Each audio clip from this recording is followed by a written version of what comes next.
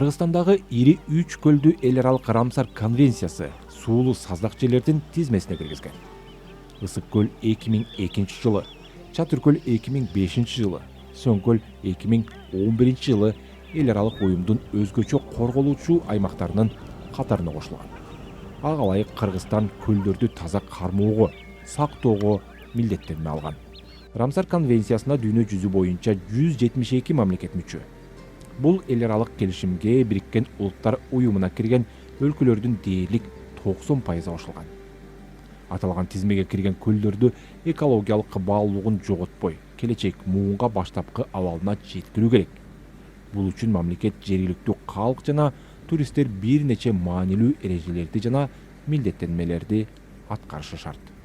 Бирок бул 3 көлдүн экосистемасы соңку жылдары болуп көрбөгөндөй өзгөрдү.